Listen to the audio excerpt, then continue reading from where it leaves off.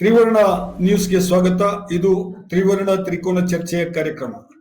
ಇವತ್ತಿನ ನಮ್ಮ ಚರ್ಚೆಯ ಕಾರ್ಯಕ್ರಮದಲ್ಲಿ ನಮ್ಮ ಜೊತೆಗೆ ನಡಹಳ್ಳಿ ವಸಂತ್ ಅವರಿದ್ದಾರೆ.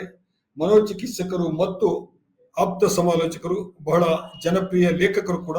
ಕರ್ನಾಟಕದ ವಿವಿಧ ಪತ್ರಿಕೆಗಳಲ್ಲಿ ಇವರ ಅಂಕಣ ಬರಹಗಳು ಬರ್ತಾ ಇದೆ. ಆಪ್ತ ಸಮಾಲೋಚನೆಗೆ ಸಂಬಂಧಿಸಿ ಬಹಳ ಮುಖ್ಯವಾದಂತಹ ಹಲವು ಲೇಖನಗಳನ್ನ ಬರೆದಿದ್ದಾರೆ, ಪುಸ್ತಕಗಳನ್ನ ಪ್ರಕಟಿಸಿದ್ದಾರೆ. ನಡಹಳ್ಳಿ ವಸಂತ್ ಅವರೇ, ನಮಸ್ಕಾರ. ನಮಸ್ಕಾರ.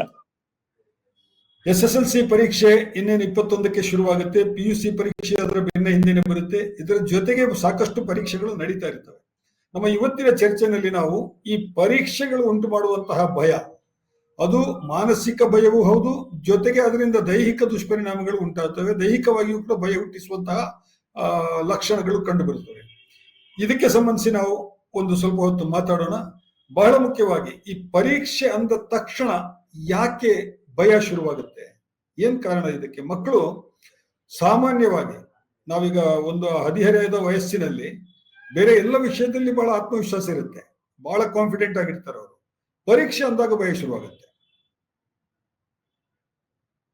ಇದರ ಮೂಲ ಸಮಸ್ಯೆ ಇರೋದು ಇಡೀ ನಮ್ಮ ವ್ಯವಸ್ಥೆಯಲ್ಲಿ. ಯಾಕಂದ್ರೆ ಈಗ ಮಕ್ಕಳು ನೋಡಿ, ವರ್ಷದಲ್ಲಿ 8 ರಿಂದ 10 ತಿಂಗಳು ಓದ್ತಾರೆ, ಆದರೆ ಅವರ ಇಡೀ ಯೋಗ್ಯತೆಯ, ಅವರ ಶಕ್ತಿಯ ಪ್ರದರ್ಶನವನ್ನ ಕೇವಲ 3 ಗಂಟೆಯ ಅವರ ಪರ್ಫಾರ್ಮೆನ್ಸ್ ಮೇಲೆ ಅಳೆಯಲಾಗುತ್ತೆ. ಅಂತಂದ್ರೆ ಇಡೀ ಅವರ ಭವಿಷ್ಯದ ರೂಪುರೇಷೆಗಳು 3 ಗಂಟೆಯಲ್ಲಿ ನಿರ್ಧಾರ ಆಗೋದಾದ್ರೆ ಆ ಭಯ ಅನಿವಾರ್ಯ ಆಗ್ಬಿಡುತ್ತದು. ಯಾಕಂದ್ರೆ ನಾನು 10 ತಿಂಗಳು ಶ್ರಮ ಏನಾಗುತ್ತೋ ಬಿಡುತ್ತೋ, 3 ಗಂಟೆಯಲ್ಲಿ ನಾನು ಹೇಗಿರ್ತೀನಿ ಅನ್ನೋದಷ್ಟೇ ಮುಖ್ಯ ಆಗ್ಬಿಡುತ್ತೆ. ಸೊ ಆ ದೃಷ್ಟಿಯಿಂದ ಇದು ಒಂದು ಮಟ್ಟಿಗೆ ವ್ಯವಸ್ಥೆಯ ತೊಂದರೆ. ಇದು ನಮ್ಮ ಶಿಕ್ಷಣ ವ್ಯವಸ್ಥೆಯಲ್ಲಿದೆ. ಇದನ್ನ ಹೇಗ್ ಮಾಡ್ಬೇಕು ಅನ್ನೋದು ತಜ್ಞರು ಬಹಳ ಯೋಚನೆ ಮಾಡ್ಬೇಕಾಗತ್ತೆ, ಪ್ರಯತ್ನ ಪಡ್ತಾ ಇದ್ದಾರೆ.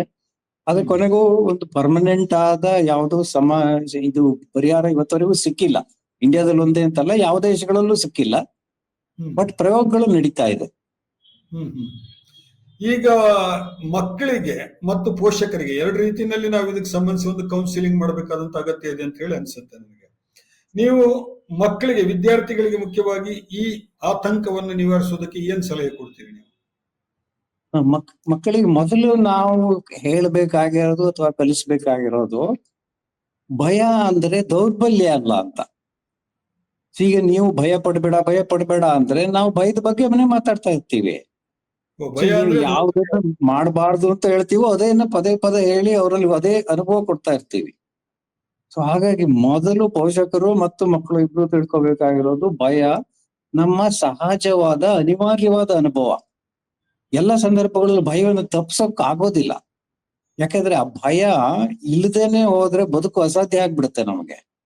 ಈಗ ಒಬ್ಬ ವಾಹನ ಓಡಿಸೋನಿಗೆ ಭಯ ಇಲ್ಲದೆ ಹೋದ್ರೆ ಎರ್ರಬಿರ್ರಿ ಓಡಿಸಿ 100 ಅಪಘಾತಗಳನ್ನ ಮಾಡ್ಬಿಡ್ತಾನೆ. ಸೊ ಭಯ ಒಂದು ಮಟ್ಟಿಗೆ ಅನಿವಾರ್ಯವಾದ ಅನುಭವ. ಸೊ ಹಾಗಾಗಿ ಮಕ್ಕಳಿಗೆ ಭಯವನ್ನ ನಿಭಾಯಿಸಿ ಅದನ್ನ ಹಿಡಿತದಲ್ಲಿಟ್ಟು ತಮ್ಮ ಇಡೀ ಯೋಗ್ಯತೆಯನ್ನ ಬಳಸ್ಕೊಂಡು ಪರೀಕ್ಷೆಯಲ್ಲಿ ಒಳ್ಳೆಯ ಒಂದು ಪರ್ಫಾರ್ಮೆನ್ಸ್ ಕೊಡೋದಕ್ಕೆ ಸಾಧ್ಯವಾಗೋ ರೀತಿ ತಯಾರು ಮಾಡ್ಬೇಕು. ಇದಕ್ಕೆ ಪೋಷಕರು ಮತ್ತು ಮಕ್ಕಳು ಇಬ್ರು ಒಟ್ಟಾಗಿ ತಯಾರಾಗ್ಬೇಕಾಗತ್ತೆ.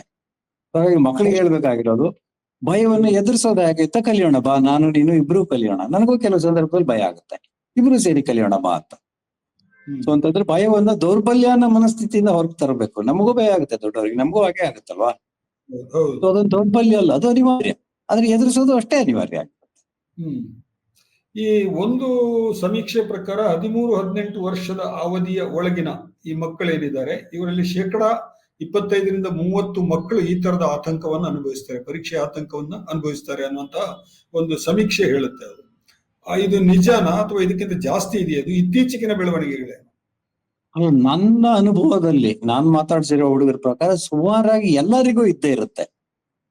ಅದು ಅನಿವಾರ್ಯವಾದ ಅನುಭವ. ಆದ್ರೆ ಕೆಲವರು ಅದನ್ನ ನಿಭಾಯಿಸುವುದನ್ನ ಕಲ್ತಿರ್ತಾರೆ. ಬಹುಶಃ ಈ ಸರ್ವೆ ಏನ್ ಹೇಳುತ್ತೆ ಅಂದ್ರೆ 35-40 ಜನರಿಗೆ, 35-40 ಜನರಿಗೆ ನಿಭಾಯಿಸುವುದು ಕಷ್ಟ ಆಗಿ ಅದರಿಂದ ಅವರ ಪರೀಕ್ಷೆಯ ಪರ್ಫಾರ್ಮೆನ್ಸ್ ಮೇಲೆ ಪರಿಣಾಮ ಬೀರುತ್ತೆ ಅನ್ನೋದು ಇರ್ಬೋದು. ಆದ್ರೆ ಈಗ ಭಯವನ್ನ ತಪ್ಪಿಸುವುದು ಸಾಧ್ಯವೇ ಇಲ್ಲ. ಸೊ ಹೆಚ್ಚಿನವರಿಗೆ ಭಯವನ್ನ ಎದುರಿಸೋದಕ್ಕೆ ಒಂದು ಮಟ್ಟಿನ ತರಬೇತಿ ಮನೆಯಲ್ಲೇ ಆಗುತ್ತೆ, ಇಡೀ ಮನೆ ವಾತಾವರಣದಲ್ಲಿ ಇರುತ್ತೆ. ಹ್ಮ್ ಓಕೆ, ಯಾಕೆಂದ್ರೆ ಮಕ್ಕಳ ಸವಾಲುಗಳನ್ನ ಸಹಜವಾಗಿ ತಗೊಂಡು ಮಕ್ಕಳ ಜೊತೆಗೆ ಇರೋದಕ್ಕೆ, ಅವ್ರ ಬಾಂಧವ್ಯವನ್ನ, ಅವರಿಗೆ ಒಂದು ಬೆಂಬಲವನ್ನು ನೀಡೋದಕ್ಕೆ ಪೋಷಕರು ತಯಾರಿರ್ತಾರೆ. ಹ್ಮ್ ಆದ್ರೆ ಮಕ್ಕಳ ಸೋಲುಗಳಿಂದ ಪೋಷಕರೇ ಕೆರಡು ಬಿಟ್ರೆ ಆವಾಗ ಬಹಳ ಕಷ್ಟ ಆಗ್ಬಿಡುತ್ತೆ ಮಕ್ಕಳಿಗೆ. ಸೊ ಆದ್ರಿಂದ ಈ ಸರ್ವೆ ಬಹುಶಃ ಏನ್ ಹೇಳುತ್ತೆ ಅಂತಂದ್ರೆ, ಹ್ಮ್ ಆ 25-30% ಪರ್ಸೆಂಟೇಜ್ ಏನೋ ಹೇಳಿದಿರಲ್ವಾ ಅಲ್ಲಿ, ಅಂತ ಅಷ್ಟು ಜನ ಎದುರಿಸೋದಕ್ಕೆ ಕಷ್ಟ ಪಡ್ತಾರೆ. ಇದರಿಂದ ಅವ್ರ ಪರ್ಫಾರ್ಮೆನ್ಸ್ ಮೇಲೆ ಪರಿಣಾಮ ಬೀರುತ್ತೆ ಅಂತ ಇರ್ಬಹುದು. ಹ್ಮ್ ಹ್ಮ್ ಹ್ಮ್ ಹ್ಮ್ ಈ ಭಯಕ್ಕೆ ಇನ್ನೂ ಒಂದು ಕಾರಣ ಇದೆ. ಭಯದ ಒಂದು ಏನಾಗುತ್ತೆ ಅಂತ ಹೇಳಿದ್ರೆ, ಈಗ ಪರೀಕ್ಷೆಗೆ ಹೋಗೋದಕ್ಕಿಂತ ಮುಂಚೆ ಕೈ ಪೂರ್ತಿ ಬೆವರೋದು. ಬಹಳ ಮಂದಿ ಹುಡುಗರು ಅವರ ಅನುಭವಗಳನ್ನು ಹೇಳ್ತಾರೆ, ಕೈಲಿ ಬೆವರ್ತಾ ಇದೆ, ಸರಿಯಾಗಿ ಪೆನ್ ಹಿಡ್ಕೊಳ್ಳಿಕ್ಕಾಗಲ್ಲ, ಪೆನ್ಸಿಲ್ ಹಿಡ್ಕೊಳ್ಳಿಕ್ಕಾಗಲ್ಲ, ಈ ತರದ್ದೆಲ್ಲ ಒಂದು ಎಕ್ಸ್ಪೀರಿಯನ್ಸ್ ಆಗೋದು. ಆಮೇಲೆ ಒಂಥರ ವಾಕರಿಕೆ ಬಂದಂಗೆ ಆಗೋದು. ಇದು ಕೂಡ ಕಾಣಿಸಿರೋದು ಉದಾಹರಣೆಗಳು ಬಹಳಷ್ಟು ಮಕ್ಕಳ ಪ್ರಕರಣಗಳಲ್ಲಿ ನೀವು ಕೂಡ ಗಮನಿಸಿರ್ತೀರಿ. ಆಮೇಲೆ ಹೊಟ್ಟೆ ನೋವು ಸ್ಟಾರ್ಟ್ ಆಗುತ್ತೆ ಬಹಳ ಮಂದಿಗೆ. ಇನ್ನು ಕೆಲವರಿಗೆ ಎದೆ ಬಡಿತ ಜೋರಾಗೋದಿದೆ. ಪರೀಕ್ಷಾ ಹಾಲಿಗೆ ಹೋಗೋದಕ್ಕಿಂತ ಮುಂಚೆನೆ ಶುರು ಆಗುತ್ತೆ ಅದು. ಅಲ್ಲಿ ಹಾಲ್ನಲ್ಲೂ ಕೂಡ ಕಂಟ್ರೋಲ್ ಆಗ್ತಾ ಇರಲ್ಲ. ಆಮೇಲೆ ತಲೆನೋವು ಬರೋದಿರುತ್ತೆ, ಉಸಿರಾಟದ ತೊಂದರೆ ಇರುತ್ತೆ. ಆಮೇಲೆ ಕೆಲವು ಸಲ ಚಕ್ಕರ್ ಬರೋದು ಅಂತಾರೆ. ಎಷ್ಟೋ ಸಲ ನಾವು ಹಳ್ಳಿಗಳಲ್ಲಿ ನಾವು ನೋಡಿದೀವಿ ಅದನ್ನ. ಸ್ಕೂಲಿಗೆ ಹೋಗೋ ಹುಡುಗರು ಚಕ್ಕರ್ ಬಂದು ಸ್ವಲ್ಪ ಬಿದ್ದು ಆಮೇಲೆ ಮಕ್ಕಳೆಲ್ಲ ಸೇರ್ಕೊಂಡು ಅಥವಾ ಟೀಚರ್ ಎಲ್ಲ ಸೇರ್ಕೊಂಡು ಅವರನ್ನು ಇದು ಮಾಡಿ ಮತ್ತೆ ಧೈರ್ಯ ತುಂಬಿ ಪರೀಕ್ಷೆಗೆ ಇದು ಮಾಡೋದಿಲ್ಲ. ಇದು ಹೇಗೆ, ಇದು ಈ ಮಾನಸಿಕ ಒತ್ತಡದಿಂದ ಇದು ದೈಹಿಕ ತೊಂದರೆಗಳಾಗ್ತವ? ಇದು ಬಹಳ ಒಳ್ಳೆ ಪ್ರಶ್ನೆ. ಈಗ ದೇಹ ಮನಸ್ಸುಗಳನ್ನ ನಾವು ಬೇರೆ ಮಾಡೋದಕ್ಕೆ ಸಾಧ್ಯವೇ ಇಲ್ಲ. ಮನಸ್ಸಿನ ಎಲ್ಲ ಅನುಭವಗಳು ದೇಹದ ಬೇರೆ ಬೇರೆ ಅಂಗಾಂಗಗಳಲ್ಲಿ ಪರಿಣಾಮ ಬೀರ್ಲೇಬೇಕು. ಈಗ ನೀವು ಹೇಳಿ ಎದೆ ಹೊಡ್ಕೊಳ್ಳೋದು ಅಂತಂದ್ರೆ, ನಮ್ಮ ಮಿದುಳು ಒಂದು ಸಂದರ್ಭವನ್ನ ಆತಂಕ ಭಯ ಅಂತ ಸ್ವೀಕರಿಸಿದೆ. ಸೊ ಆತಂಕ ಭಯ ಅಂತ ಸ್ವೀಕರಿಸಿದ ತಕ್ಷಣ ನಮ್ಮ ಮಿದುಳು ಸಕ್ರಿಯ ಆಗುತ್ತೆ, ಅದನ್ನ ಭಯವನ್ನು ಎದುರಿಸೋದಕ್ಕೆ ತಯಾರು ಮಾಡ್ಬೇಕಾಗುತ್ತೆ ದೇಹವನ್ನ. ಅದಕ್ಕೇನ್ ಮಾಡುತ್ತೆ ಅಂದ್ರೆ, ನಮ್ಮಲ್ಲಿ ಸ್ಟ್ರೆಸ್ ಹಾರ್ಮೋನ್ಸ್ ಇರುತ್ತೆ, ಅಡ್ರಿನಲಿನ್, ಕಾರ್ಟಿಸಾಲ್ ಅಂತ. ಸೊ ಆ ಹಾರ್ಮೋನ್ಗಳ ಸೃಜನೆ ಅಂದ್ರೆ ಅದರ ಸೆಕ್ರೀಷನ್ ಜಾಸ್ತಿ ಆಗುತ್ತೆ. ಅದರ ಸೆಕ್ರೀಷನ್ ಜಾಸ್ತಿ ಆದ ತಕ್ಷಣ ಅದು ಬೇರೆ ಬೇರೆ ಅಂಗಾಂಗಗಳ ಮೇಲೆ ಬೇರೆ ಬೇರೆ ರೀತಿ ಪರಿಣಾಮ ಬೀರುತ್ತೆ. ಸೊ ಈಗ ನಿಮ್ಗೆ ಹೊಟ್ಟೆ ನೋವು ಬರೋದಾಗ್ಲಿ, ಎದೆ ಬಡ್ಕೊಳ್ಳೋದಾಗ್ಲಿ, ಮೈ ಬರೋದಾಗ್ಲಿ, ಅಥವಾ ಮೈ ಫುಲ್ ಒಂಥರ ಶೇಕ್ ಆಗೋದಾಗ್ಲಿ, ನಡ್ಕೊ ಬರೋದಾಗ್ಲಿ, ಸೊ ಇದು ಎಲ್ಲದರ ಎಕ್ಸ್ಟ್ರೀಮ್ ಅಂದ್ರೆ ಅವರಿಗೆ ಭಯವನ್ನ ಇನ್ನು ಎದುರಿಸೋದಕ್ಕೆ ಆಗೋದೇ ಇಲ್ಲ. ಅಂದ್ರೆ ಬ್ರೈನ್ ನಲ್ಲಿ ಒಂದ್ ತರದ ಫ್ಯೂಸ್ ಇರುತ್ತೆ, ಅಂದ್ರೆ ಅದು ನಿಜವಾಗಿರಲ್ಲ, ಅದು ಒಂದು ಕ್ರಿಯೇಟ್ ಮಾಡಿರುತ್ತೆ ಮಿದುಳು. ಇನ್ನು ನೀನು ಈ ತರದ ಅನುಭವನ ಎದುರಿಸೋದಕ್ಕೆ ಸಾಧ್ಯವಿಲ್ಲ, ನಾನು ದೇಹ ಮಿದುಳಿಗೆ ಸಂಪರ್ಕ ತಪ್ಪಿಸ್ಬಿಡ್ತೀನಿ ಅಂತ ಹೇಳಿ ಆ ಫ್ಯೂಸ್ ತೆಗೆದು ಬಿಡುತ್ತೆ ಮಿದುಳು. ಅದು ನಿಜವಾಗಿ ಎಲೆಕ್ಟ್ರಿಕ್ ಫ್ಯೂಸ್ ತರ ಇಲ್ಲಿ ಎಲ್ಲೋ ಒಂದು ಜಾಗದಲ್ಲಿ ಇರಲ್ಲ, ಒಂದು ಅನುಭವ ಮಟ್ಟದಲ್ಲಿ ಇರುತ್ತೆ. ಸೊ ಆವಾಗ ಏನಾಗುತ್ತೆ ಅಂದ್ರೆ ಎಚ್ಚರ ತಪ್ಪಿಬಿಡುತ್ತೆ. ತಾತ್ಕಾಲಿಕವಾಗಿ ಈ ಎಲ್ಲ ಅನುಭವಗಳಿಂದ ಅವರು ಹೊರಗಡೆ ಹೋಗ್ಬಿಡ್ತಾರೆ. ಆವಾಗ ದೇಹಕ್ಕೆ ಸ್ವಲ್ಪ ತಾಳ್ಕೊಳ್ಳೋ ಶಕ್ತಿ ಬರುತ್ತೆ. ಸೊ ಹೀಗಾಗಿ ಎಲ್ಲ ಅನುಭವಗಳು ಏನ್ ಹೇಳುತ್ತೆ ಅಂದ್ರೆ, ಆತಂಕ ಭಯ ಅಥವಾ ನಮ್ಮ ಮನಸ್ಸಿನಲ್ಲಿರೋ ಅನುಭವಗಳು ದೇಹದ ಮೇಲೆ ಬೇರೆ ಬೇರೆ ರೀತಿಯ ಪರಿಣಾಮ ಬಿದ್ದೇ ಬೀರುತ್ತೆ ಅನ್ನೋದು ಒಂದು ಅನಿವಾರ್ಯ. ಸೊ ಈ ದೃಷ್ಟಿಯಲ್ಲಿ ನಾನು ಹೇಳೋದಂದ್ರೆ, ನಮ್ಮ ಆಧುನಿಕ ವೈದ್ಯಶಾಸ್ತ್ರ ಅದರಲ್ಲಿ ಸಿಕ್ಕಾಪಟ್ಟೆ ಅದ್ಭುತವಾದ ಸಂಶೋಧನೆಗಳಿದೆ, ಅದ್ಭುತ ಅನುಕೂಲಗಳು ಇದೆ ನಮ್ಗೆ. ಆದ್ರೆ ಅಲ್ಲಿ ಆಗಿರೋ ಒಂದೇ ತೊಂದರೆ ಅಂದ್ರೆ, ಅದು ದೇಹ ಮನಸ್ಸುಗಳನ್ನ ಬೇರೆ ಬೇರೆಯಾಗಿ ನೋಡುವ ಒಂದು ಪ್ರವೃತ್ತಿಗೆ ಸಿಕ್ಕಾಕೊಂಡ್ಬಿಟ್ಟಿದೆ. ಹಾಗಾಗಿ ಏನಾಗುತ್ತೆ ಅಂದ್ರೆ, ದೇಹದಲ್ಲಿ ಕಾಣೋ ಸೂಚನೆಗಳನ್ನ ದೇಹದ ಕಾಯಿಲೆಗಳಾಗಿ ಸ್ವೀಕರಿಸಿ ರಾಸಾಯನಿಕಗಳನ್ನು ಕೊಡ್ತಾರೆ, ಮೆಡಿಸಿನ್ಸ್ ಕೊಡ್ತಾರೆ. ಆದ್ರೆ ಅದ್ರ ಹಿಂದಿನ ಮನಸ್ಸಿನ ಅನುಭವದ ಬಗ್ಗೆ ಯಾರೋ ಮಾತಾಡೋದೇ ಇಲ್ಲ. ಇಲ್ಲಿ ತೊಂದರೆ ಆಗ್ಬಿಡುತ್ತೆ. ಆದ್ರೆ ಈಗ ಪಾಶ್ಚಿಮಾತ್ಯ ದೇಶಗಳಲ್ಲಿ ಇದ್ರ ಬಗ್ಗೆ ಅದ್ಭುತವಾದ ರಿಸರ್ಚ್ ಗಳೆಲ್ಲ ಆಗಿದೆ. ಅವರು ದೇಹ ಮನಸ್ಸುಗಳನ್ನ ಬೇರೆಯಾಗಿ ನೋಡೋದನ್ನ ಕಡಿಮೆ ಮಾಡ್ತಾ ಇದ್ದಾರೆ. ಅವ್ರು ಇಂಗ್ಲಿಷ್ ಅಲ್ಲಿ ಈಗ ಆಕ್ಚುಲಿ ಬಾಡಿ ಮೈಂಡ್ ಎರಡನ್ನೂ ಒಂದೇ ಶಬ್ದವಾಗಿ ಬಳಸಬೇಕು, ಅಥವಾ ಎರಡನ್ನೂ ಹೊಂದಂತ ಒಂದು ಹೊಸ ಶಬ್ದ ಹುಟ್ಟು ಹಾಕ್ಬೇಕು ಅಂತ ಚರ್ಚೆ ಆಗ್ತಾ ಇದೆ. ನಮ್ಮಲ್ಲಿ ತುಂಬಾ ಮಂದಿ ಕೌನ್ಸಿಲರ್ಗಳಿದ್ದಾರೆ. ನಾವು ಮಹಾನಗರಗಳಲ್ಲೆಲ್ಲ ನೋಡ್ತಾ ಇದ್ದೀವಿ, ಹೆಜ್ಜೆ ಹೆಜ್ಜೆಗೂ ಕೌನ್ಸಿಲರ್ಗಳು ಸಿಗ್ತಾರೆ. ಆದ್ರೆ ಹೆಚ್ಚಿನವ್ರು ಏನ್ ಮಾಡ್ತಾರೆ ಅಂತ ಹೇಳಿದ್ರೆ, ನಾನು ಗಮನಿಸಿದ ಒಂದೇನು ಅಂತ ಹೇಳಿದ್ರೆ, ಒಂದು ನಿದ್ದೆ ಮಾತ್ರೆ ಕೊಟ್ಬಿಡ್ತಾರೆ. ಸ್ವಲ್ಪ ಆತಂಕವನ್ನು ಕಡಿಮೆ ಮಾಡೋದಕ್ಕೆ ಬಹಳ ಬಹಳ ಸುಲಭವಾಗಿ ಇದಾಗುತ್ತೆ ಅನ್ನೋ ತರದ್ದು ಒಂದ್ ಸ್ವಲ್ಪ ನಿದ್ದೆ ಬರೋ ತರದ್ದು ಏನೋ ಒಂದು ಮಾತ್ರೆ ಕೊಟ್ಟು ಬಿಡ್ತಾರೆ. ಆಮೇಲೆ ಈ ಆಪ್ತ ಸಮಾಲೋಚನೆ ಮಾಡುವ ಕ್ರಮ ಕೂಡ ಇದೆಯಲ್ಲ, ಅದಕ್ಕೊಂದು ಕ್ರಮ ಇದೆ. ಆ ಕ್ರಮ ಎಲ್ರಿಗೂ ಒಂದೇ ತರ ಇರುತ್ತೆ ಅಥವಾ ವ್ಯಕ್ತಿಗಳಿಂದ ವ್ಯಕ್ತಿಗಳಿಗೆ ವ್ಯತ್ಯಾಸ ಇರುತ್ತೆ? ಯಾಕೆ ಇದು ಈ ತರದ ಒಂದು ಗ್ಯಾಪ್ ಕ್ರಿಯೇಟ್ ಆಗಿದೆ, ಜನರಿಗೆ ಸರಿಯಾಗಿ ತಲುಪಲಿಲ್ಲ? ಇದು ಅದ್ಭುತವಾದ ಪ್ರಶ್ನೆನೆ. ಇಲ್ಲಿ ಏನು ತೊಂದರೆ ಇದೆ ಅಂದ್ರೆ, ನಮ್ಮ ಆಪ್ತ ಸಮಾಲೋಚನೆ ಕ್ರಮ ಇದೆಯಲ್ವಾ, ಸಾಂಪ್ರದಾಯಿಕವಾಗಿ ಬಂದಿರೋದು ಅಂದ್ರೆ ಕ್ಲಿನಿಕಲ್ ಸೈಕಾಲಜಿ ಅಂತೀವಿ. ಹಾ. ಆ ಕ್ಲಿನಿಕಲ್ ಸೈಕಾಲಜಿನ ಒಂದು ಶಬ್ದಲ್ಲೇ ಕ್ಲಿನಿಕ್ ಅಂತ ಬಂದಿದೆ. ಅಂತಂದ್ರೆ ಅವರು ಒಂದು ಅನುಭವವನ್ನ, ಒಂದು ದೇಹದ ಸೂಚನೆಯನ್ನ ಕಾಯಿಲೆ ಅಂತ ನೋಡಿ ಅದಕ್ಕೆ ಪರಿಹಾರ ಹುಡುಕ್ತಾರೆ. ಹ್ಮ್. ಆದ್ರೆ ಆಧುನಿಕ ಮನೋಚಿಕಿತ್ಸಾ ವಿಧಾನಗಳಿದೆ ಸಾಕಷ್ಟು. ಅದರಲ್ಲಿ ನಾವು ಎಲ್ಲವನ್ನೂ ಕಾಯಿಲೆ ಮಾಡಲ್ಲ. ಈಗ ವ್ಯಕ್ತಿಗೆ ಹ್ಮ್. ತೊಂದರೆ ಆಗ್ತಾ ಇರೋದು ನಿಜ, ಆದರೆ ಹ್ಮ್. ಅದಕ್ಕೆ ಒಂದು ಹಿನ್ನೆಲೆ ಇದೆ. ಆ ಹ್ಮ್. ಹಿನ್ನೆಲೆಯನ್ನು ಏನನ್ನು ನೋಡದೆ ಬರೆಯ ಸೂಚನೆಗಳನ್ನು, ಹೊರಗೆ ಕಾಣುವ ಸೂಚನೆಗಳನ್ನ ಕಾಯಿಲೆ ಅಂತ, ಸಿಂಪ್ಟಮ್ಗಳನ್ನೇ ನೀವು ಕಾಯಿಲೆ ಅಂತ ಅನ್ಕೊಂಡ್ರೆ ಆವಾಗ ಕಷ್ಟ ಆಗ್ಬಿಡುತ್ತೆ. ಇದು ಹ್ಮ್. ಈ ತರದ ತರಬೇತಿ ಭಾರತದಲ್ಲೇ ಬಹಳ ಕಡಿಮೆ ಇದೆ. ಹ್ಮ್. ಹಾಗಾಗಿ ಆಧುನಿಕ ಚಿಕಿತ್ಸಾ ಪದ್ಧತಿಗಳು ಭಾರತದಲ್ಲಿ ಜಾರಿಗೆ ಬಂದಿಲ್ಲ. ಇದು ಬಹಳ ಹ್ಮ್. ಕೆಲವೇ ಜನ ಇದ್ದಾರೆ, ಕೆಲವರು ಅದಕ್ಕೆ ಸಶಕ್ತವಾಗಿ ಟ್ರೈನಿಂಗ್ ಕೊಡೋರಿದ್ದಾರೆ. ಹಾಗಾಗಿ ಬಹಳಷ್ಟು ಸರಿ ತೊಂದರೆ ಆಗುತ್ತೆ. ಅದು ಇಲ್ಲಾಂದ್ರೆ ವೈದ್ಯರಿಗೆ ಏನಾಗುತ್ತೆ ಅಂದ್ರೆ ಸುಲಭವಾಗಿ ಮಾತ್ರೆಗಳಿಂದ ತಾತ್ಕಾಲಿಕವಾಗಿ ಶಮನ ಮಾಡೋದಕ್ಕೆ ಸಾಧ್ಯ. ನಮ್ಮ ಹ್ಮ್. ಮಾತ್ರೆಗಳು ಅನಿವಾರ್ಯ ಕೂಡ, ನಾನು ಕೆಟ್ಟದಂತ ಹೇಳ್ತಾ ಇಲ್ಲ. ಯಾಕಂದ್ರೆ ಹ್ಮ್. ಆ ಸೂಚನೆಗಳು, ಸಿಂಪ್ಟಮ್ಸ್ ಬಹಳ ತೀವ್ರವಾಗಿದ್ದಾಗ ತಾತ್ಕಾಲಿಕವಾಗಿ ಮಾತ್ರೆಗಳು ಬೇಕಾಗುತ್ತೆ. ಆದ್ರೆ ಅದೇನಾಗುತ್ತೆ ಅಂದ್ರೆ ನಮಗೆ ಸಮಸ್ಯೆಗಳಿಂದ ಓಡಿ ಹೋಗೋದನ್ನ ಕಲಿಸುತ್ತೆ, ಸಮಸ್ಯೆಗಳನ್ನ ಎದುರಿಸೋದನ್ನ ಕಲಿಸೋದಿಲ್ಲ. ಇಲ್ಲಿ ತೊಂದರೆ ಆಗ್ತಾ ಇದೆ. ಇನ್ನು ಚಿಕಿತ್ಸಾ ಕ್ರಮಕ್ಕೆ ಬಂದ್ರೆ ಹ್ಮ್. ಈ ಮನೋಚಿಕಿತ್ಸೆ ಅನ್ನೋದ್ರ ಬಗ್ಗೆ ಸ್ವಲ್ಪ ತಪ್ಪು ಕಲ್ಪನೆಗಳಿದೆ. ಈಗ ನೀವು ಆಪ್ತ ಸಮಾಲೋಚನೆ ಅಂದ್ರೆ ಅವ್ರು ಯಾರೋ ಬರ್ತಾರೆ, ಈಗ ಲಾಯರ್ಗಳು ಅಥವಾ ಬೇರೆ ಯಾರ್ಯಾರೋ ಇರ್ತಾರೆ, ಅಥವಾ ಆಡಿಟರ್ಸ್, ಟ್ಯಾಕ್ಸ್ ಕನ್ಸಲ್ಟೆಂಟ್ಸ್, ಅವ್ರೇನೋ ಒಂದು ಸಲಹೆ ಕೊಡ್ತಾರೆ. ಅವ್ರು ಆ ವಿಷಯದಲ್ಲಿ ತಜ್ಞರು, ನಮ್ಗೆ ಗೊತ್ತಿರಲ್ಲ ಸಲಹೆ ಕೊಡ್ತಾರೆ. ಹ್ಮ್. ಇಲ್ಲಿ ಆತರ ಆಗಲ್ಲ. ಯಾಕಂದ್ರೆ ಅವ್ನ ಸಮಸ್ಯೆ ಏನು ಅಂತ ಅವನಿಗೆ ಗೊತ್ತಿರುತ್ತೆ, ಆದ್ರೆ ನಿಭಾಯಿಸೋಕ್ ಆಗ್ತಾ ಇರಲ್ಲ. ಹಾ, ಹಾ. ಸೊ ಹಂಗಾಗಿ ನಾನ್ ಹೇಳ್ಕೊಳ್ಳೋದು ಅವನು ನಿಭಾಯಿಸುವ ದಾರಿಗಳನ್ನಲ್ಲ. ಯಾಕಂದ್ರೆ ಹ್ಮ್. ನಿಭಾಯಿಸೋದಕ್ಕೆ ಅವನಿಗೆ ಗೊತ್ತಿರೋ ಎಲ್ಲಾ ದಾರಿಗಳನ್ನು ಪ್ರಯೋಗಿಸಿ ಹ್ಮ್. ಅವನು ಆಮೇಲೆ ಸೋತು ಹೋಗಿರ್ತಾನೆ. ಹೌದು. ಯಾಕಂದ್ರೆ ಅವನಿಗೆ ನಾನು ಏನ್ ದಾರಿ ಹೇಳಿರ್ತೀನೋ ಅದನ್ನಾಗ್ಲೇ 100 ಸರಿ ಪ್ರಯೋಗಿಸಿರ್ತಾನೆ. ಹ್ಮ್. ನನಗೇನು ಅದ್ಭುತವಾದ ವಿಶೇಷ ಜ್ಞಾನ ಇರಲ್ಲ. ಆದ್ರೆ ಹ್ಮ್. ಇದಕ್ಕೆ ಬೇರೆ ದಾರಿಗಳಿರುತ್ತೆ. ನಾವು ಮೊದಲನೇದಾಗಿ ಅವರ ಅನುಭವವನ್ನ ಕುಳಿತು ಕೇಳಿ ಅದನ್ನ ಅವರದೇ ಹಿನ್ನೆಲೆಯಲ್ಲಿ, ಅವರದೇ ಮನಸ್ಥಿತಿಯ ಸಂದರ್ಭದಲ್ಲಿ ಅರ್ಥ ಮಾಡ್ಕೋಬೇಕು. ಹಾ, ಹಾ. ಸೊ ಅರ್ಥ ಮಾಡ್ಕೊಂಡಿದೀವಿ ಅಂತ ಅನ್ನುವ ಒಂದು ಸಂದೇಶ ಕೂಡ ಆ ವ್ಯಕ್ತಿಗೆ ಹೋಗ್ಬೇಕಾಗತ್ತೆ. ಹ್ಮ್. ಹ್ಮ್. ಇಲ್ಲಿ ಹೋದ್ರೆ ಅವನು ನಮ್ಮನ್ನ ನಂಬಲ್ಲ, ನಮ್ಮ ಬಗ್ಗೆ ಟ್ರಸ್ಟ್ ಬರಲ್ಲ, ಅವನು ನಮ್ಮ ಜೊತೆಗೆ ಓಪನ್ ಆಗಲ್ಲ, ಅಥವಾ ನಮ್ಮ ಬೇರೆಯ ಮುಂದಿನ ಸಲಹೆಗಳಿಗೆ ಅವನ ಮನಸ್ಸು ತೆರ್ಕೊಳ್ಳಲ್ಲ. ಹ್ಮ್. ಸೊ ಆಮೇಲೆ ಒಂದು ಸಾರಿ ಅವನ ಮನಸ್ಸು ಓಪನ್ ಆಗೋಕ್ ಶುರುವಾದ್ರೆ, ಅವನಿಗೆ ನನ್ನ ಮೇಲೆ ನಂಬಿಕೆ ಬಂದ್ರೆ, ಇದನ್ನ ನಾವು ಥೆರಪೆಟಿಕ್ ರಿಲೇಶನ್ಶಿಪ್ ಅಂತೀವಿ. ಥೆರಪಿ ಅಂದ್ರೆ ಚಿಕಿತ್ಸಾ. ಹಾ. ಈ ಚಿಕಿತ್ಸೆಗೆ ಒಂದು ಸಂಬಂಧ ಬೇಕಾಗುತ್ತೆ, ಒಂದು ಆತ್ಮೀಯತೆ ಬೇಕಾಗುತ್ತೆ. ಇದು ಬೇರೆ ರೀತಿ ಸಂಬಂಧ ಇದೆ. ಅದು ಹೌದು. ಸಾಧ್ಯ ಇದ್ದಾಗ ಮಾತ್ರ ಅವನು ನನ್ನ ಹತ್ರ ಮುಂದಿನ ನನ್ನ ಒಂದು ಸಲಹೆಗಳಿಗೆ ತೆರ್ಕೊಳ್ತಾನೆ, ಬೇರೆ ಬೇರೆ ಪ್ರಯೋಗಗಳಿಗೆ ಸಿದ್ಧ ಆಗ್ತಾನೆ. ಹ್ಮ್. ಸೊ ಇದು ಬಹಳಷ್ಟು ಜನಕ್ಕೆ ಕಷ್ಟ ಆಗುತ್ತೆ. ಬಹಳಷ್ಟು ಜನ ಜಡ್ಜ್ಮೆಂಟಲ್ ಆಗ್ಬಿಡ್ತಾರೆ. ಹ್ಮ್. ನೀನು ಆತಂಕ ಪಡ್ತಾ ಇದೀಯ ಅಂದ್ರೆ ದೌರ್ಬಲ್ಯ, ನೀನ್ ಭಯ ಪಡಬಾರ್ದು, ಹ್ಮ್. ಅದಕ್ಕೆ ಈ ತರ ಮಾಡು, ಆ ತರ ಮಾಡಿ ಫೇಲ್ ಆಗ್ತಾನೆ, ಮತ್ತೆ ಬರ್ತಾನೆ. ಹ್ಮ್. ಸೊ ಅವಾಗೇನಾಗುತ್ತಾ ಇದ್ರೆ ಅವನು ಓಪನ್ನೇ ಆಗಲ್ಲ, ಅವನ ಮನಸ್ಸೊಳಗೆ ಅವನು ಹೋಗೋದೇ ಇಲ್ಲ, ಎಲ್ಲ ಮೇಲ್ಮಟ್ಟದಲ್ಲಿ ಇದ್ಬಿಡು. ಹ್ಮ್. ಈ ತರದ ತರಬೇತಿ ಭಾರತದಲ್ಲಿ ಬಹಳ ಕಡಿಮೆ ಇದೆ. ಹ್ಮ್. ಹಾಗಾಗಿ ಅಂದ್ರೆ ಸುಮ್ನೆ ಒಂದ್ ತರದ ರೊಟೀನ್ ತರ ಸಾಂಪ್ರದಾಯಿಕವಾಗಿ ನಡೀತಾನೆ ಇದೆ ಅಷ್ಟೇ. ಅಂದ್ರೆ ನಮ್ಮಲ್ಲಿ ಆಪ್ತ ಸಮಾಲೋಚಕರಿಗೆ ಒಂದು ಆಪ್ತ ಸಮಾಲೋಚನೆ ಆಗ್ಬೇಕಾಗಿದೆ ಮತ್ತು ತರಬೇತಿ ಸರಿಯಾದ ರೀತಿಯಲ್ಲಿ ಆಗ್ಬೇಕಾಗಿದೆ ಅನ್ನುವಂಥದ್ದು. ಖಂಡಿತ. ಈಗ ಆಪ್ತ ಸಮಾಲೋಚನೆ ಅನ್ನೋದನ್ನ ನಾನು ಹೇಳೋದು ಯಾಕೆಂದ್ರೆ, ಮನೋಚಿಕಿತ್ಸೆ ಅನ್ನೋದನ್ನ ಇದು ಒಂದು ತರದ ಆಧ್ಯಾತ್ಮಿಕ ಕ್ರಿಯೆ, ಅದು ಸ್ಪಿರಿಚುವಲ್ ವರ್ಕ್ ತರ ಇರುತ್ತೆ. ಯಾಕಂದ್ರೆ ನಾನು ಎದುರುಗಡೆಗೆ ಕೂತಿರೋರಿಗೆ ಸಹಾಯ ಮಾಡ್ಬೇಕಾದ್ರೆ ಅವರ ಮನಸ್ಥಿತಿಯ ಒಂದು ಹಂತವನ್ನ ನಾನು ದಾಟಿರ್ಬೇಕಾಗತ್ತೆ. ಹೌದು. ಈಗ ನನಗೆ ಅವ್ರ ಅನುಭವಗಳ ಅಥವಾ ಅವ್ರು ಅನುಭವಿಸ್ತಾ ಇರೋ ಕಷ್ಟಗಳ ಅರ್ಥ ಆಗಲ್ಲ ನನಗೆ. ಹ್ಮ್.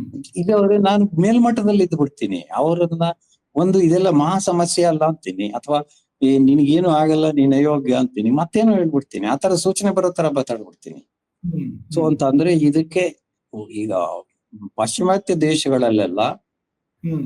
ಹೆಚ್ಚಿನ ಮನೋಚಿಕಿತ್ಸೆಗೆ ಬರೋರಿಗೆ ಅವರು ಕಡಿಮೆ ಅಂದ್ರೆ 100 ಗಂಟೆಯಿಂದ 200 ಗಂಟೆ ಅವರು ಚಿಕಿತ್ಸೆಗೆ ಒಳಗಾಗ್ಬೇಕಾಗತ್ತೆ. ಆಮೇಲೆ ಕಡಿಮೆ ಅಂದ್ರೆ ಒಂದು 500 ಗಂಟೆ ಅವರು ಒಬ್ಬ ಸೀನಿಯರ್ ಜೊತೆಗೆ ಅವರ ಅಂಡರ್ ಸೂಪರ್ವಿಷನ್ ನಲ್ಲಿ ಅವರು ವರ್ಕ್ ಮಾಡ್ಬೇಕಾಗುತ್ತೆ. ಅವಾಗ ಮಾತ್ರ ಅವ್ರು ತಯಾರಾಗ್ತಾರೆ. ಇಲ್ಲಿ ಅಷ್ಟು ವ್ಯವಸ್ಥಿತವಾದ ಕ್ರಮ ಬಂದೇ ಇಲ್ಲ ಇಲ್ಲಿ. ಅದು ಒಂದು ದುರಾದೃಷ್ಟ. ಈಗ ಶುರು ಆಗ್ತಾ ಇದೆ, ಬಟ್ ಇನ್ನು ಬಹಳ ಸಮಯ ಬೇಕಾಗ್ಬೋದು. ನೀವು ಹೇಳಿರೋ ಪ್ರಕಾರ ಇದೀಗ ವಿದ್ಯಾರ್ಥಿಯ ಮನಸ್ಸನ್ನ ನೀವು ತಿಳಿದುಕೊಳ್ಬೇಕು ಅಂತ ಹೇಳಿ, ಇದೊಂಥರ ಹಿಪ್ನೋಟಿಸಂ ಬಗ್ಗೆ ನಾವು ಮಾತಾಡುವಾಗ ಹೇಳ್ತೀವಿ. ಹಿಪ್ನೋಟಿಸಂ ಅನ್ನ ಎಲ್ಲರ ಮೇಲೆ ಪ್ರಯೋಗ ಮಾಡ್ಲಿಕ್ಕೆ ಆಗಲ್ಲ ಅಂತ ಹೇಳ್ಬಿಟ್ಟು ಕೆಲವರು ಮಾತ್ರ ಬಹಳ ಬೇಗ ಹಿಪ್ನೋಟಿಸಮ್ ಒಳಗಾಗ್ತಾರೆ. ಆದ್ರೆ ಕೆಲವರು ಎಷ್ಟು ಕಠಿಣವಾಗಿರ್ತಾರೆ ಅಂತ ಹೇಳಿದ್ರೆ ಹಿಪ್ನೋಟಿಸಮ್ ಒಳಗಾಗೋದೇ ಇಲ್ಲ ಅನ್ನುವಂಥದ್ದು. ಸೊ ನಿಮ್ಮ ಅನುಭವದಲ್ಲಿ ಈ ತರದ ವಿದ್ಯಾರ್ಥಿಗಳನ್ನ ನೀವು ನೋಡಿದ್ರೆ ನೀವು? ಖಂಡಿತ ಬಹಳ ಜನ ಬರ್ತಾರೆ. ಈಗ ವಿದ್ಯಾರ್ಥಿಗಳು ಈಗ ಸುಮಾರಾಗಿ ಹೈಸ್ಕೂಲ್ ವಿದ್ಯಾರ್ಥಿಗಳೆಲ್ಲ ಅವರಾಗೆ ನನಗೆ ಸಹಾಯ ಬೇಕು ಅಂತ ಬರಲ್ಲ, ಪೇರೆಂಟ್ಸ್ ಕರ್ಕೊಂಡ್ ಬರ್ತಾರೆ. ಅಂದ್ರೆ ಅವಾಗ ಇವನಿಗೆ ಏನಾಗುತ್ತೆ ಅಂತಂದ್ರೆ, ಅಪ್ಪ ನನ್ನನ್ನ ಇಲ್ಲಿ ಕರ್ಕೊಂಡು ಹೋಗಿ ನನ್ನ ಮನೋರೋಗಿ ಮಾಡ್ತಾರೆ, ನಾನ್ ಸರಿ ಇದೀನಿ ಅಂತ ಅವ್ನು ಅನ್ಕೊಂಡಿರ್ತಾವ, ನನ್ನ ಹತ್ರ ಅಷ್ಟು ಬೇಗ ಓಪನ್ ಆಗಲ್ಲ. ಸೊ ಹಾಗಾಗಿ ನಾನು ಅವನಿಗೆ ಸಂದೇಶವನ್ನ ತಲುಪಿಸ್ಬೇಕು ಬೇರೆ ಬೇರೆ ರೀತಿಗಳಲ್ಲಿ. ಡೈರೆಕ್ಟ್ ಆಗಿ ಹೇಳಿದ್ರಲ್ಲ, ನೀನ್ ಕಷ್ಟದಲ್ಲಿ ಇದೆಯಾ, ನಾನು ಸಹಾಯ ಮಾಡ್ತೀನಿ, ನಾನು ನಿನ್ನನ್ನ ಒಬ್ಬ ತೊಂದರೆಯಾಗಿರೋನು ಅಥವಾ ಒಬ್ಬ ದೌರ್ಬಲ್ಯ ಇದೆ ನಿನಗೆ, ನೀನೇನೋ ರೋಗಿ ಅನ್ನೋ ತರ ನೋಡಲ್ಲ ನಾನು. ಇಂಥ ಅನುಭವಗಳನ್ನ ನಾನು ಹೇಗಾಗೋಗಿದ್ದೆ, ನಾನು ಇಂಥ ಸಂದರ್ಭದಲ್ಲಿ ಹೇಗಿದ್ದೆ. ಸೊ ಕೆಲವು ಸರಿ ನನ್ನ ಅನುಭವಗಳನ್ನ ಮಾತಾಡ್ತೀನಿ, ಕೆಲವು ಸರಿ ಅವನ ಅನುಭವಗಳನ್ನ ಕೇಳ್ತೀನಿ. ಸೊ ಇದು ಒಂಥರದ ನಿಧಾನವಾಗಿ ಬಹಳ ಸಹನೆ ಇಟ್ಕೊಂಡು ಅವರ ಅಂತರಂಗವನ್ನ ತಲುಪಬೇಕಾದ ಕ್ರಿಯೆ ಇದು. ಯಾಕಂದ್ರೆ ಈಗ ನಾನಾಗೆ ಸಹಾಯ ಕೇಳ್ಕೊಂಡ್ ಬರ್ದೆ ಹೋದ್ರೆ ನಾನು ಅಂತರಂಗದ ಬಾಗ್ಲಾಕೊಂಡ್ಬಿಟ್ಟಿರ್ತೀನಿ. ಸೊ ನಾನು ಅವನ ಅಂತರಂಗದೊಳಗೆ ನುಗ್ಗಿ ಬಾಗ್ಲು ತಳ್ಳಿ ತೆಗಿಯೋಕ್ ಹೋಗ್ಬಾರ್ದು. ನಿಧಾನವಾಗಿ ಅವನೇ ಅದನ್ನ ತೆಗೆದು ಅವಕಾಶ ಮಾಡ್ಕೊಡಕ್ಕೆ, ಅವನ ಒಳಗಡೆ ಹೋಗಕ್ಕೆ ಅವನಿಗೆ ನನಗೆ ಅವಕಾಶ ಮಾಡ್ಕೊಡ್ಬೇಕಾಗತ್ತೆ. ಅವನಿಗೆ ಬಹಳ ನಿಧಾನವಾಗಿ ನಡಿಬೇಕಾದ ಕ್ರಿಯೆ. ಹಿಪ್ನೋಟಿಸಮ್ ಅಲ್ಲಿ ಏನಾಗುತ್ತೆ ಅಂತಂದ್ರೆ, ವ್ಯಕ್ತಿ ಪ್ರತಿರೋಧ ಒಡ್ಬಿಟ್ರೆ ಆಗೋದೇ ಇಲ್ಲ. ಯಾಕಂದ್ರೆ ಅವನ ಒಳಗಡೆ ಇರೋ ಪ್ರತಿರೋಧ ಇರುತ್ತಲ್ಲ, ಅದು ಇವನ ವಶಕ್ಕೆ ಹೋಗಕ್ ಬಿಡಲ್ಲ. ಇಲ್ಲೂ ಅದೇ ಆಗತ್ತೆ, ಖಂಡಿತ ಒಂದು ರೀತಿಯಲ್ಲಿ ಅದೇ ಆಗತ್ತೆ. ಅಂದ್ರೆ ಎಲ್ಲರ ಮನಸ್ಥಿತಿನೂ ಒಂದೇ ತರ ಇರ್ಲಿಲ್ಲ, ಎಲ್ಲ ವಿದ್ಯಾರ್ಥಿಗಳದ್ದು ಎಲ್ಲ ಯುವ ಜನರದ್ದು ಒಬ್ಬೊಬ್ರದ್ದು ಮನಸ್ಥಿತಿ ಒಂದೊಂದ್ ತರ ಇರುತ್ತೆ ಅನ್ನುವಂಥದ್ದು ಇಲ್ಲಿ ಎಕ್ಸಾಮ್ ನ ಅಲ್ವಾ? ಹೌದು, ಅದು ಖಂಡಿತ. ಆದ್ರೆ ಮನಸ್ಥಿತಿ ಬೇರೆ ಇದ್ರು ನನ್ನ ಅಪ್ರೋಚ್ ಇರುತ್ತಲ್ಲ, ನನ್ನ ಅಪ್ರೋಚ್ ಪ್ರಾರಂಭದ ಹಂತದಲ್ಲಿ ಇವನ ಜೊತೆಗೆ ನನಗೊಂದು ಬಾಂಧವ್ಯ ಸೃಷ್ಟಿ ಮಾಡ್ಕೋಬೇಕು. ಅಂದ್ರೆ ನಾನು ಅವನಿಗಿಂತ ಮೇಲ್ಮಟ್ಟದವನಾಗ್ಬಾರ್ದು, ಅವನ ಮಟ್ಟದಲ್ಲಿ ಇದ್ರೆ ಫ್ರೆಂಡ್ ಲೆವೆಲ್ ಅಲ್ಲಿ ಬಾಂಧವ್ಯ ಬರ್ಬೇಕಾಗುತ್ತೆ. ಸಹಾಯಕನೂ ಆಗ್ಬೇಕು, ಫ್ರೆಂಡು ಆಗ್ಬೇಕಾಗುತ್ತೆ. ಆ ಬಾಂಧವ್ಯವನ್ನ ರೂಪಿಸ್ಕೊಳ್ಳೋದು ವಿಶಿಷ್ಟವಾದ ಕಲೆ ಆಗುತ್ತೆ. ಈ ಕೆಲವು ವಿದ್ಯಾರ್ಥಿಗಳಿಗೆ ಅತಿಯಾದ ಆತ್ಮವಿಶ್ವಾಸ ಇರುತ್ತೆ, ನಾನೆಲ್ಲ ಓದ್ಕೊಂಡಿದ್ದೀನಿ ಏನೋ ಆಗಲ್ಲ ಅನ್ನುವಂಥದ್ದು. ಅದು ಕೈ ಕೊಡುವ ಸಂದರ್ಭ ಕೂಡ ಇರುತ್ತೆ. ಅತಿಯಾದ ಆತ್ಮವಿಶ್ವಾಸ ಒಳ್ಳೆಯದ ಅಲ್ಲ, ಸರಿ ಅಲ್ವಾ? ಅದು ಪರೀಕ್ಷೆಗೆ ಹೋಗುವಾಗ ಆತ್ಮವಿಶ್ವಾಸ ಅನ್ನೋ ಶಬ್ದದಲ್ಲಿ ಕೆಲವು ತಪ್ಪು ತಿಳುವಳಿಕೆಗಳಿದೆ. ಆತ್ಮವಿಶ್ವಾಸ ಅಂದ್ರೆ ಎಲ್ಲರೂ ಏನ್ ಹೇಳ್ತಾರೆ, ನಾನು ಏನು ಬೇಕಾದ್ರೂ ಸಾಧಿಸಬಲ್ಲೆ ಅನ್ನೋ ಒಂದು ನಂಬಿಕೆ ಅಂತ ನಾವ್ ಅನ್ಕೊಂಡ್ಬಿಡ್ತೀವಿ. ನಿಜವಾಗಿ ಅದು ವಾಸ್ತವ ಅಲ್ಲ. ಯಾಕಂದ್ರೆ ಈಗ ಪ್ರಯತ್ನವನ್ನ ಎಲ್ಲರೂ ಮಾಡ್ತಾರೆ, ಆದ್ರೆ ಇದು ಸೋಲು ಗೆಲುವುಗಳು ಕೆಲವು ಸಾರಿ ನಮ್ಮ ಹಿಡಿತ ಮೀರಿದ ಸಂದರ್ಭಗಳಲ್ಲಿ ಇರುತ್ತೆ. ಸೊ ಅಂತ ಅಂದ್ರೆ ಸೋಲುವ ಸಾಧ್ಯತೆಗಳು ಇದ್ದೇ ಇರುತ್ತೆ ನಮ್ಮ ಎಲ್ಲ ಪ್ರಯತ್ನದಲ್ಲೂ.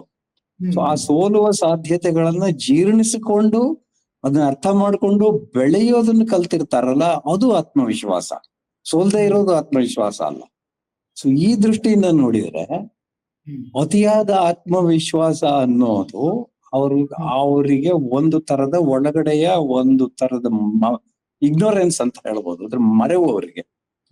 ಅಂತಂದ್ರೆ ನಾನು ಎಲ್ಲ ಮಾಡ್ಬಿಡ್ತೀನಿ ಅಂತಂದ್ರೆ ತಮ್ಮ ದೌರ್ಬಲ್ಯಗಳನ್ನ ಸೋಲುಗಳನ್ನ ಮುಚ್ಚಿಕೊಂಡು ಹೊರಗಡೆಗೆ ನಕಲಿತನವನ್ನ ಪ್ರದರ್ಶನ ಮಾಡ್ತಾರ ಅವರು. ಆಕ್ಚುಲಿ ನಿಜವಾಗಿ ಅತಿಯಾದ ಆತ್ಮವಿಶ್ವಾಸವನ್ನು ಯಾರು ಹೊರಗಡೆ ತೋರಿಸ್ತಾರೋ ಅವರ ಒಳಗಡೆ ಒಂದು ಪ್ರಪಂಚವನ್ನ ಯಾರಿಗೂ ಹೊರಗಡೆ ತೆಗೆದು ತೋರ್ಸಕ್ ರೆಡಿ ಇರಲ್ಲ ಅವ್ರು. ಸೊ ಹಾಗಾಗಿ ಅತಿಯಾದ ಆತ್ಮವಿಶ್ವಾಸ ಅಂತಂದ್ರೆ ಅವರು ಬಹುಶಃ ಸೋಲುಗಳನ್ನ ಇನ್ನು ಒಪ್ಕೊಂಡು ಅದನ್ನ ಮೀರೋದನ್ನ ಕಲ್ತಿರಲ್ಲ ಅವರು. ಸೊ ಹಾಗಾಗಿ ನನ್ಗೆಲ್ಲ ಬರುತ್ತೆ ಅಂದ್ರೆ ಸಾಧ್ಯನೇ ಇಲ್ಲ, ಯಾರಿಗೂ ಎಲ್ಲ ಬರೋದಕ್ ಸಾಧ್ಯ ಇಲ್ಲ ಅಲ್ವಾ? ಸೊ ನಾನು ಕೆಲವು ಸರಿ ಪರೀಕ್ಷೆಯಲ್ಲಿ ಮರೆಯೋದು ಸಾಧ್ಯತೆ ಇರ್ಬೋದು, ಎಲ್ಲರಿಗೂ ಮರೆಯೋ ಸಾಧ್ಯತೆ ಇರುತ್ತೆ. ಆದ್ರೆ ನಂತರ ಅದನ್ನ ಒಂದು ಕ್ಷಣ ಸಮಯ ತಗೊಂಡು ನೆನಪು ಮಾಡ್ಕೊಂಡು ಮುಂದೆ ಹೋಗೋದು ಹೇಗೆ, ಅಥವಾ ಅಷ್ಟು ನೆನಪಾಗದೆ ಇದ್ದಾಗ ತಕ್ಷಣಕ್ಕೆ ಆ ಪ್ರಶ್ನೆ ಬಿಟ್ಟು ಮುಂದಿನ ಪ್ರಶ್ನೆ ತೊಂದರೆ ಆಗದೆ ಇದ್ದಾಗ ಬರೆದು ಆಮೇಲೆ ಮತ್ತೆ ಈ ಪ್ರಶ್ನೆಗೆ ಬಂದು ಮತ್ತೆ ನೆನಪು ಮಾಡ್ಕೊಳ್ಳೋದು ಹೇಗೆ? ಇದು ಬಹಳ ಮಂದಿಗೆ ಈ ತರದ ಸಮಸ್ಯೆ ಆಗಿರೋದಿದೆ. ಏನಂತ ಹೇಳಿದ್ರೆ ಮಾರ್ಕ್ ಟೆಸ್ಟ್ ಇರ್ಬೋದು ಅಥವಾ ಅದಕ್ಕಿಂತ ಮುಂಚೆ ಪೂರ್ವಭಾವಿ ಪರೀಕ್ಷೆ ಇರ್ಬೋದು, ಎಲ್ಲ ಕಡೆ ಬಹಳ ಚೆನ್ನಾಗಿ ಅವರು ಆ ಪ್ರಶ್ನೆಯನ್ನು ಉತ್ತರಿಸಿರ್ತಾರೆ. ಆ ಹಾಲ್ ನಲ್ಲಿ ಹೋಗಿ ಕೂತ ತಕ್ಷಣ ಅದು ಏನ್ ನೆನಪು ಮಾಡಿದ್ರೆ ನೆನಪು ಬರೋದಿಲ್ಲ. ಅದು ಅಂತ ಸಂದರ್ಭ ಅದು ಹೇಗೆ ನಿಭಾಯಿಸ್ಬೇಕು ಅದನ್ನ? ಅದ್ರಲ್ಲಿ ಏನಾಗುತ್ತೆ ಅಂದ್ರೆ, ಈಗ ಮಾರ್ಕ್ ಟೆಸ್ಟ್ ಅಂದ್ರೆ ಎಲ್ಲರಿಗೂ ಮಾರ್ಕ್ ಟೆಸ್ಟ್ ಅಂತ ಗೊತ್ತಿರುತ್ತೆ, ಅಥವಾ ನಮ್ಮ ಒಂದು ಸುಪ್ತ ಮನಸ್ಸಿನಲ್ಲಿ ಗೊತ್ತಿರುತ್ತೆ ಇದೇನ್ ಫೈನಲ್ ಅಲ್ಲ, ನಂಗೆ ಇನ್ನೊಂದು ಚಾನ್ಸ್ ಇದೆ ಅಂತ. ಹೌದು. ಆದ್ರೆ ಫೈನಲ್ ಎಕ್ಸಾಮ್ ಅಲ್ಲಿ ಇದು ಫೈನಲ್ ಅಂತ ಒಂದು ಹೆದರಿಕೆ ಇರುತ್ತೆ. ಹಾ. ನಾನು ಸ್ಕೂಲ್ಗಳಿಗೆಲ್ಲ ಹೋದಾಗ ಮಕ್ಕಳಿಗೆ ಹೇಳೋದು, ಯಾವುದು ಕೊನೆಯ ಪರೀಕ್ಷೆ ಅಲ್ಲೇ ಅಲ್ಲ ಜೀವನದಲ್ಲಿ. ಹ್ಮ್. ಓಕೆ, ಪರೀಕ್ಷೆ ಅಂತಂದ್ರೆ ನಿರಂತರವಾಗಿ ಜೀವನದಲ್ಲಿ ಬೇರೆ ಬೇರೆ ಹಂತಗಳಲ್ಲಿ ಎದುರಿಸಲೇಬೇಕಾಗಿದ್ದು, ಕೊನೆ ಪರೀಕ್ಷೆ ಅಂತ ಏನೂ ಇಲ್ಲ ಅಂತ. ಹ್ಮ್. ಹಾಗಾಗಿ ಇಂಥ ಮಕ್ಕಳಿಗೆ ಏನ್ ಮಾಡ್ಬೇಕಾಗುತ್ತೆ ಅಂದ್ರೆ, ಅವರಿಗೆ ಮರೆವು ಅಥವಾ ಭಯ ಇವೆಲ್ಲ ಒಂದೇ ಒಂದಂದ್ರೆ ಆತಂಕದ ಸೂಚನೆಗಳು. ಹ್ಮ್. ಹ್ಮ್. ಈ ಆತಂಕ ಆದ ತಕ್ಷಣ ಮಕ್ಳು ಏನ್ ಮಾಡ್ತಾರೆ ಅಂದ್ರೆ, ಒಂದ್ ವಿಷಯ ಮರ್ತು ಹೋದ್ರೆ ಚಡಪಡಿಸೋಕ್ ಶುರು ಮಾಡ್ತಾರೆ. ಈಗ ಮರ್ತು ಹೋಯ್ತು ಬಲವಂತವಾಗಿ ನೆನಪು ಮಾಡ್ಕೊಳಕ್ ಹೋಗ್ತಾರೆ. ಇವೆಲ್ಲದರಿಂದ ಅವರು ವಿಫಲರಾಗಿ ಅವಾಗ ಸಿಕ್ಕಾಪಟ್ಟೆ ಕಷ್ಟಪಟ್ಬಿಡ್ತಾರೆ. ಅದರಿಂದ ಮುಂದೆ ಏನಾಗುತ್ತೆ ಅಂದ್ರೆ, ಆ ಪ್ರಶ್ನೆ ಒಂದೇ ಅಲ್ಲ, ಅವ್ರ ಮುಂದಿನ ಪ್ರಶ್ನೆ ತಗೊಂಡಾಗ ಆಲ್ರೆಡಿ ಅವ್ರ ಮನಸ್ಸು ಆತಂಕಕ್ಕೆ ಒಳಗಾಗ್ಬಿಟ್ಟಿರುತ್ತೆ, ಅದು ನೆನಪಾಗ್ಬೋದು, ಅದ್ರ ಅದು ಮೇಲೆ ನೆನಪಾಗಲ್ಲ. ಪರಿಣಾಮ ಬೀರುತ್ತೆ. ಹೌದು, ಎರಡನೇ ಪ್ರಶ್ನೆ ಮೇಲೆ ಆದ್ರಿಂದ ಪರಿಣಾಮ. ಮಕ್ಕಳಿಗೆ ನಾವು ಕಲಿಸ್ಬೇಕಾಗಿರೋದು, ನಾನ್ ಶಾಲೆಗಳಿಗೆ ಹೋದ್ರೆ ಕಲಿಸೋದೇನಂದ್ರೆ, ಹ್ಮ್. ಆತಂಕವನ್ನ ನಿಭಾಯಿಸೋದು ಹೇಗೆ ಅಂತ. ಹ್ಮ್. ಈಗ ಒಂದು ಪ್ರಶ್ನೆ ಬರ್ತಾ ಇಲ್ಲ, ಓಕೆ ಕರೆಕ್ಟ್, ಬರ್ತಾ ಇಲ್ಲ, ನನಗೆ ಬರ್ತಾ ಇಲ್ಲ ಅಂತ ಒಪ್ಕೊಂಡ್ಬಿಡಿ. ಹಾ. ಓಕೆ, ನಾನು ಇದಕ್ಕೆ ಬಹಳಷ್ಟು ಸರಳವಾದ ಟೆಕ್ನಿಕ್ ಗಳನ್ನ ಹೇಳ್ಕೊಡ್ತೀನಿ. ಓಕೆ, ಮೊದಲನೇದಾಗಿ ಪ್ರಶ್ನೆ ಪತ್ರಿಕೆ ತಗೊಂಡ ತಕ್ಷಣ ಉತ್ತರಿಸಕ್ ಶುರು ಮಾಡ್ಬೇಡಿ. ಹಾ. ಒಂದ್ಸರಿ ಓದಿ ಒಂದು 2 ನಿಮಿಷ ಸಮಯ ತಗೊಳ್ಳಿ. ಹ್ಮ್. ಯಾಕೆ 2 ನಿಮಿಷಗಳು ಇಡೀ ಪರೀಕ್ಷೆಯಲ್ಲಿ ಒಟ್ಟು 10 ನಿಮಿಷ ವೇಸ್ಟ್ ಮಾಡಿದ್ರೆ ಅದೇನು ದೊಡ್ಡ ಸಮಯ ಆಗಲ್ಲ ಅದು. ಹೌದು. 2 ನಿಮಿಷ ಸಮಯ ತಗೊಂಡು ಸ್ವಲ್ಪ ಆಳವಾಗಿ ಉಸಿರಾಡಿ, ದೇಹ ಎಲ್ಲ ಸಡ್ಲ ಬಿಟ್ಟು, ಎಲ್ಲರೂ ನಾನು ಕಾಲ್ ಟೈಟ್ ಆಗಿದೆಯಾ, ಮಸಲ್ಸ್ ಟೈಟ್ ಆಗಿದೆಯಾ ಎಲ್ಲ ನೋಡಿ ರಿಲ್ಯಾಕ್ಸ್ ಮಾಡಿ, ಬ್ಲಡ್ ಸರ್ಕ್ಯುಲೇಷನ್ ಒಂದ್ಸರಿ ಜಾಸ್ತಿ ಮಾಡ್ಕೊಂಡ್ರೆ ಸಹಜವಾಗಿ ಮನಸ್ಸು ಕೆಲಸ ಮಾಡಕ್ ಶುರು ಮಾಡುತ್ತೆ.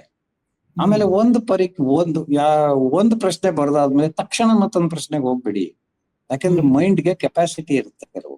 ಒಂದು ಸಂದರ್ಭದಿಂದ ಇನ್ನೊಂದು ಸಂದರ್ಭಕ್ಕೆ ಸ್ವಿಚ್ ಓವರ್ ಆಗೋದಕ್ಕೆ ಅದಕ್ಕೆ ಕೆಲವು ಕ್ಷಣಗಳಾದ್ರೂ ಬೇಕು. ಸೊ ಒಂದ್ ಪ್ರಶ್ನೆ ಆದ್ಮೇಲೆ 1 ಸೆಕೆಂಡ್ ಸಮಯ ತಗೊಳ್ಳಿ, ಸ್ವಲ್ಪ ಉಸಿರಾಡಿ, ಕೈಕಾಲೆಲ್ಲ ಸಡ್ಲ ಬಿಡಿ, ಸುತ್ತಲೂ ನೋಡಿ ಏನಾಗ್ತಾ ಇದೆ ಅಂತ ನೋಡಿ, ಉಸಿರಾಡಿ 1 ನಿಮಿಷ ತಗೊಳ್ಳಿ ಸರ್. ಕೆಲವರು ತಲೆ ಎತ್ತಿ ನೋಡೋದೇ ಇಲ್ಲ, ಪರೀಕ್ಷೆ ಮುಗಿಯೋ ತನಕ ಅವಾಗ ಟೆನ್ಸ್ ಆಗ್ಬಿಡ್ತಾರೆ, ಬಾಡಿ ಟೈಟ್ ಆಗ್ಬಿಡುತ್ತೆ. ನೀವು ತಲೆ ಎತ್ತಿ ನೋಡಿದ್ರೆ ಕುತ್ತಿಗೆ ಮಸಲ್ಸ್ ಟೈಟ್ ಆಗ್ಬಿಡುತ್ತೆ. ಅವ್ರು ಹೊರಗಡೆ ಬಂದ್ರೆ ಸಿಕ್ಕಾಪಟ್ಟೆ ತಲೆನೋವು, ಕುತ್ತಿಗೆ ನೋವು ಅಂತಾರೆ. ಅದು ಅವಾಗ ಬ್ಲಡ್ ಸರ್ಕ್ಯುಲೇಷನ್ ಸರಿ ಆಗದೆ ಹೋದ್ರೆ ಮೆದುಳಿಗೂ ಏನು ಬ್ಲಡ್ ಸರ್ಕ್ಯುಲೇಷನ್ ಸರಿ ಆಗಲ್ಲ. ಅದರಿಂದ ಒಂದ್ ಪ್ರಶ್ನೆ ಆದ್ಮೇಲೆ ಸ್ವಲ್ಪ ರಿಲ್ಯಾಕ್ಸ್ ಮಾಡ್ಕೊಳ್ಳಿ, ಸ್ವಲ್ಪ ಉಸಿರಾಡಿ, ದೇಹ ಸೆಡ್ಲ ಬಿಡಿ, ಕೈಕಾಲ್ ಜಾಯಿಂಟ್ಸ್ ಎಲ್ಲ ಅಲಗಾಡ್ಸಿ, ತಿರುವಿ, ಕೈಗಳನ್ನೆಲ್ಲ ಹಿಂಗೆಲ್ಲ ಮಾಡಿ, ಸ್ವಲ್ಪ ಹಿಂಗೆಲ್ಲ ಏನೇನೋ ಬೇರೆ ಬೇರೆ ರೀತಿಯ ರಿಲ್ಯಾಕ್ಸೇಷನ್ ಕಲೀರಿ. ಮುಂದಿನ ಪ್ರಶ್ನೆಗೆ ಹೋಗಿ. ಯಾವ್ದಾದ್ರು ಒಂದು ಪ್ರಶ್ನೆ ನೆನಪಾಗ್ಲಿಲ್ಲ ಅಂದ್ರೆ ಮತ್ತೆ ಉಸಿರಾಡಿ ಸ್ವಲ್ಪ ಟ್ರೈ ಮಾಡಿ, ನೆನಪು ಮಾಡ್ಕೊಳಕ್ ಟ್ರೈ ಮಾಡಿ. ಇಲ್ಲ ಅಂದ್ರೆ ಓಕೆ, ಇದು ನೆನಪಾಗ್ತಾ ಇಲ್ಲ ಸದ್ಯಕ್ಕೆ, ಆಮೇಲೆ ಪ್ರಯತ್ನ ಪಡ್ತೀನಿ ಅಂತ ಒಪ್ಕೊಂಡ್ಬಿಡಿ. ಅವಾಗ್ಲೇ ನಾನು ಏನೋ ಆಯ್ತು, ಈ ಪ್ರಶ್ನೆ ಬರ್ದಿರೋದ್ರೆ ನನ್ನ ಪರೀಕ್ಷೆನೇ ಹೋಯ್ತು ಅನ್ನೋ ಮನಸ್ಥಿತಿಗೆ ಹೋಗೋದು ಬೇಡ. ಸ್ವಲ್ಪ ನಿಧಾನವಾಗಿ ಮತ್ತೆ ಇನ್ನೊಂದು ಪ್ರಶ್ನೆಯನ್ನ ನಿಧಾನವಾಗಿ ಓದಿ ತಗೊಂಡು ಶುರು ಮಾಡಿ. ಎಲ್ಲ ಆದ್ಮೇಲೆ ಟೈಮ್ ಸಿಕ್ಕರೆ ಮತ್ತೆ ಅದೇ ಪ್ರಶ್ನೆಗೆ ಬಂದು ಮತ್ತೆ ರಿಲ್ಯಾಕ್ಸ್ಡ್ ಆಗಿ ಯೋಚನೆ ಮಾಡಿ. ಈಗ ದೇಹ ಮೆದುಳುಗಳನ್ನ ಒಟ್ಟಾಗಿ ರಿಲ್ಯಾಕ್ಸ್ ಮಾಡೋದು ಬಹಳ ಮುಖ್ಯ ಅಂತ ನಾನು ಎಲ್ಲಾ ಕಡೆ ಕಲಿಸ್ತೀನಿ. ದೇಹ ಮತ್ತು ಮೆದುಳು ಎರಡನ್ನು ಒಟ್ಟಾಗಿ ರಿಲ್ಯಾಕ್ಸ್ ಮಾಡ್ಕೋಬೇಕು ಅನ್ನುವಂಥದ್ದು. ಹೌದು, ಒಟ್ಟಾಗಿ ಮಾಡ್ಬೇಕು. ಕೆಲವು ಸಲಹೆ ಕೊಡ್ತಾರೆ. ಏನಂತ ಹೇಳಿದ್ರೆ, ಒಂದು, ನೀವು ಪ್ರಶ್ನೆ ಪತ್ರಿಕೆ ಒಳಗೆ ಕೂತು ನೋಡಿದಾಗ ಇಡೀ ಪ್ರಶ್ನೆ ಪತ್ರಿಕೆಯನ್ನು ಒಂದ್ಸಲ ಓದ್ಕೊಂಡ್ಬಿಡಿ ಅಂತ. ಇದು ಜಾಣತನ ಆಗುತ್ತಾ? ಅದು ಅವ್ರವ್ರ ಹಾಕಿ. ಈಗ ಮಲ್ಟಿಪಲ್ ಚಾಯ್ಸ್ ಕ್ವಶನ್ ಇದ್ದಾಗ ಅನಿವಾರ್ಯ ಆಗುತ್ತೆ, ಯಾಕಂದ್ರೆ ನಾನು ಯಾವ್ಯಾವ್ದನ್ನ ಅಟೆಂಪ್ಟ್ ಮಾಡಬಹುದು ಅನ್ನುವ ಒಂದು ಇದರಿಂದ, ಆ ದೃಷ್ಟಿಯಿಂದ ಒಳ್ಳೇದು. ಓಕೆ, ನಿಧಾನವಾಗಿ ಓದಿ. ನಾನು ಹೇಳ್ತೀನಿ, ಓದಿದ್ರು ಒಳ್ಳೇದು, ಯಾಕಂದ್ರೆ ನಿಮ್ಗೆ ಮುಂದಿನ ಪ್ರಶ್ನೆ ನಾನು ಹೆಚ್ಚು ಸಮರ್ಥವಾಗಿ ಉತ್ತರಿಸಬಹುದು ಅಂತಿದ್ದಾಗ ಅದನ್ನೇ ತಗೋಬಹುದು ಫಸ್ಟ್.